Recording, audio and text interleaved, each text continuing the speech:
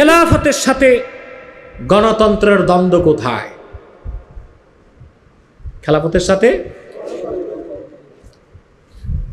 চোখ কান বন্ধ করে বিশ্বাস করবেন, কোরআন সুন্নাহ এবং ইসলামী আকায়েদের দৃষ্টিকোণ থেকে গণতন্ত্র তার সমস্ত আদর্শ পরিত্যাজ্য, হারাম এবং শিরক।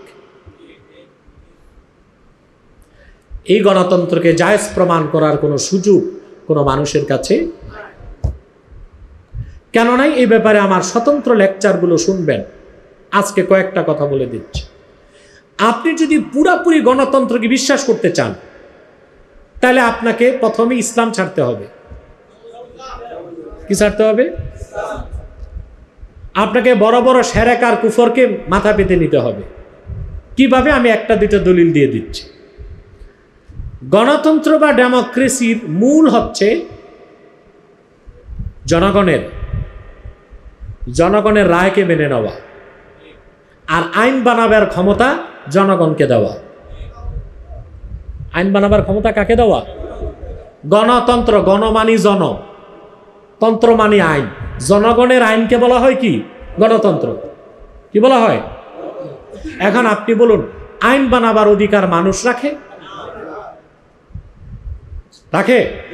আইন দিবেন কে? আল্লাহ তাআলা কোরআন কারীমে ইরশাদ করেছেন, কুল ইয়া আহলাল কিতাব তাআলাউ ইলা কালিমাতিন সাওয়াইন বাইনানা ওয়া বাইনাকুম আল্লা না'বুদা ইল্লাল্লাহ ওয়া লা নুশরিকা বিহি শাইআ ওয়া লা ইয়াত্তাখিযা বা'দুনা বা'দান আরবাবাম মিন দুনিল্লাহ। মুহাম্মদ সাল্লাল্লাহু আলাইহি ওয়াসাল্লাম, আপনি আহলে কিতাবকে ডেকে বলুন, হে আহলে কিতাব, আসো একটি কথায় আমরা ঐকমত্য স্থাপন করি, যে কথাটা আমরাও মানতে পারি, সমানভাবে তোমরাও মানতে পারো। সেটা কি? আল্লাহ না'বুদা ইল্লাল্লাহ, আমরা আল্লাহ ছাড়া কারো ইবাদত করব না। ওয়ালা নুশরিকা বিহি শাইআ, আল্লাহর সাথে কোনো ব্যক্তি বা বস্তুকে শরীক করব না। ওয়ালা ইয়াত্তাখিযা বা'দুনা বা'দান আরবাবাম মিন দুনিল্লাহ, আর আল্লাহকে বাদ দিয়ে আমরা মানুষ হয়ে অন্য মানুষকে রব বানাবো না। কি বানাবো না? নাউজুবিল্লাহ, আল ইয়াজুবিল্লাহ, আলফা আলফা আলফা মাররা। গণতন্ত্র মানি মানুষ মানুষকে রব বানায়। মানুষ মানুষকে কাকে বাদ দিয়ে? শিরক হয় কি না? কথা বলে না। কিভাবে? ইলেকশন হচ্ছে, হ্যাঁ, ইলেকশনের মাধ্যমে আপনারা যে সদস্য নির্বাচন করেন, এরা আইন প্রণেতা। এরা কি? এর মানে জনগণ যারে চায় কালাচোরকে আইন প্রণেতা বানাবে, আপনার বলার কিছু। ইসলাম সমর্থন করে সিলেকশন, নট ইলেকশন। গণতন্ত্রের মূল ইলেকশন, খেলাফত সিলেকশন। কথা বুঝেন নাই? একটা ইলেকশন আর একটা ইলেকশন মানে চোর, ডাকা, সুদখোর, ঘুষখোর, জেনাকার, বদমাশ, লুচ্চা, লম্পট সবার অধিকার আছে নেতা বানাবার। সিলেকশন বলে না ভালো মানুষেরা সবচেয়ে ভালো মানুষকে নেতা বানাবে। পার্থক্য আছে না? ভালো মানুষেরা সবচেয়ে ভালো মানুষকে, এই হচ্ছে ইলেকশন ও সিলেকশনের মধ্যে পার্থক্য। কথা বুঝতেছেন? দুই, সিলেকশনের মাধ্যমে খলিফা যিনি নিযুক্ত হন, আইন বানাবার কোনো ক্ষমতা তাকে দেওয়া হয় না। আর ইলেকশনের মাধ্যমে গণতান্ত্রিক পদ্ধতিতে নেতা নির্বাচন করলে তাকে আইন বানাবার পূর্ণ অধিকার দেওয়া হয়। অথচ আল্লাহ ছাড়া কেউ আইন বা বিধান দেবার ক্ষমতা রাখে না। তা আপনারা যাকে খুশি তাকে সংসদ সদস্য বানায় পাঠান কিনা? কথা বলে না, পাঠান। এই জন্য আমরা এখন দেখতে পাচ্ছি বিভিন্ন সংসদে, হ্যাঁ, যেমন ইউক্রেনে যিনি প্রেসিডেন্ট, উনি কমেডি নাটক করতো আগে, কৌতুক অভিনেতা, একটা দেশের প্রেসিডেন্ট। এই লোকটা যুদ্ধের ময়দানেও কমেডি করতেছে। রাশিয়া বোমায়া তার এপার ওপার দুরস্ত করে দিতেছে, এগুলো কিচ্ছু হয় নাই, দেশ কিন্তু শেষ। কারণ সে হচ্ছে কমেডিয়ান হিরো। সে আগে কৌতুক অভিনেতা ছিল। আমাদের দেশে কি আছে না, সংকেত পঙ্কেত, এদের মতো ছিল ইউক্রেনে। সে এখন প্রেসিডেন্ট। সে কি এখন? প্রেসিডেন্ট। আবার আমাদের বাংলাদেশে দেখেন, গায়িকা, নায়িকা, ঠিক কিনা? আউল, বাউল, ফাউল, টাউটার সবই আছে, কিন্তু 2-4টা আলেমের চেহারা আমরা দেখি না, ঠিক কিনা? কারণ এই দেশের জনগণ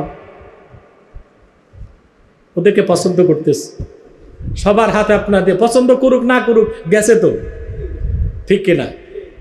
রাতে হোক, দিনে হোক, ঘুমে হোক, জেগে জেগে হোক, গেছে কিনা? এখন ওরা ওখানে যে কি করতেছে, আইন তৈরি করতেছে।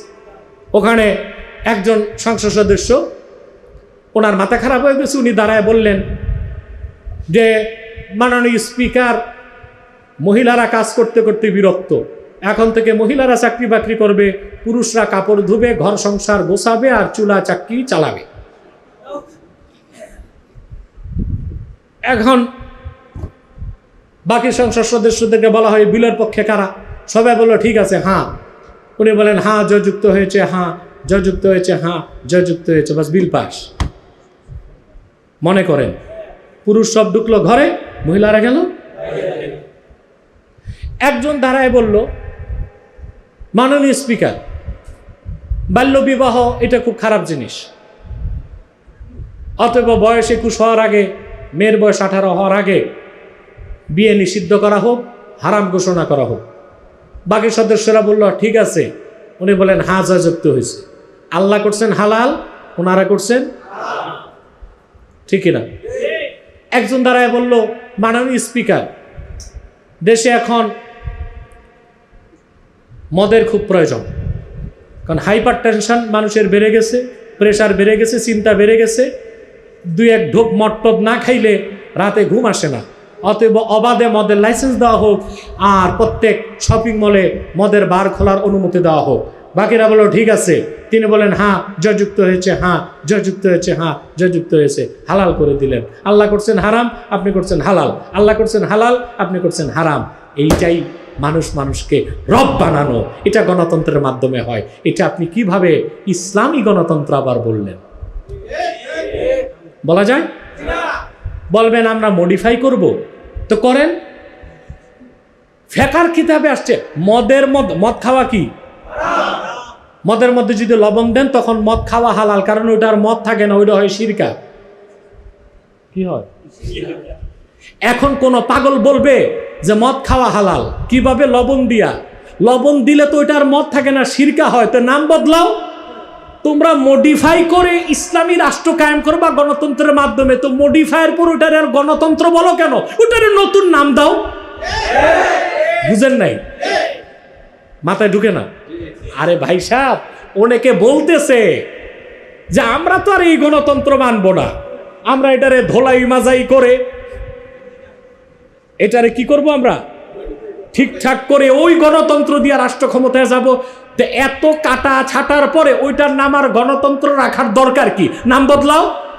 যেমন মদ খাওয়া হারাম, কিন্তু ফেকার কিতাবে আসছে মদের মধ্যে যদি লবণ দেওয়া হয় ওইটার মদ থাকবে না, ওইটা হবে শিরকা। তখন কেউ যদি বলে মদ খাওয়া হালাল, নাউজুবিল্লাহ বলা যাবে? যদি বলে লবণ দেওয়ার পর, তো লবণ দেওয়ার পর তার মদই থাকে না, ওটার নামই তো হয় শিরকা। এবারও বুঝেন নাই? তাহলে সর্বাবস্থায় গণতন্ত্র বা ডেমোক্রেসি এটা মুসলমান রাজনৈতিক আদর্শ হিসেবে মেনে নিতে পারে না। আমাদের রাজনৈতিক বিশ্বাস হবে খেলাফত। কি হবে? এখন ফেকার একটা মাসালা আছে, হালাতে এদতেরার, আর জারুরাতু তাতাকাদ্দারু বিকদরি জারুরা। খেলাফত রাষ্ট্র কায়েমের আগ পর্যন্ত আমরাও চাই কিছু লোক গণতন্ত্রকে অপছন্দ করে আপৎকালীন মুহূর্তে ওজোর হিসেবে না যায় জেনে সংসদে যাক। কেন যাবে? বুঝেন নাই? গণতন্ত্রকে আদর্শ হিসেবে গ্রহণ করবে না, নাজায়েজ মনে করবে। যেমন আপনি জঙ্গলে গেছেন সুন্দরবনে ঘুরতে, পথ হারায় ফেলছেন, খাবার দাবার শেষ, খাবার দাবার নাই, বুঝেন নাই? হরিণ একটা মরে পড়ে আছে, তো মরা হালাল পশু, মরাটা খাওয়া কি হারাম। তখন আপনি মরা হরিণ খেতে পারবেন না, হালাল জেনে না হারাম জেনে। তারপরও ফেকার কিতাবে আসছে সুযোগ পেয়ে মরা হরিণ পুরাটা পেট ভরে খাবেন, তা চলবে না। জীবন বাঁচাইতে যদ্দূর খাইবেন তদ্দূর, কিন্তু তখন কি মনে করে খাবেন? হারাম।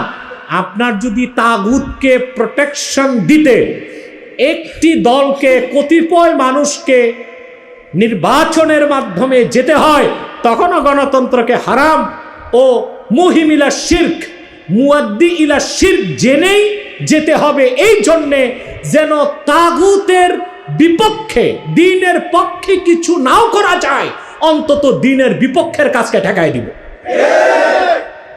এটা হচ্ছে হালাতে এদেতেরারের সময়ের কথা। আপনি সামগ্রিকভাবে গণতন্ত্রকে আদর্শ হিসেবে বিশ্বাস করলে, ওয়াল্লাহি রাব্বিল কাবা, কাবার মালিক আল্লাহর কসম, আপনি ইসলাম থেকে খারিজ হয়ে যাবেন। তাহলে শুহাদায়ে কারবালা ইমাম হোসেনের গোলাম আমরা যারা, আমাদের শপথ হবে আমরা রাজনীতি থেকে মুক্ত নই, আমাদের রাজনীতিক বিশ্বাস হচ্ছে খেলাফত, এবং আমরা স্বপ্ন দেখি সেই খেলাফত ভিত্তিক রাষ্ট্র কায়েমের। কবে হবে তারিখ জানি না, চেষ্টা করে যাব। আস-সাইয়ু মিন্না ওয়াল ইতমামু মিনাল্লাহ, প্রচেষ্টা আমাদের, সফলতা আল্লাহ তাআলা দিবেন। সুবহানাকাল্লাহুম্মা বিহামদিকা আস্তাগফিরুকা ওয়া আতুবু ইলাইক।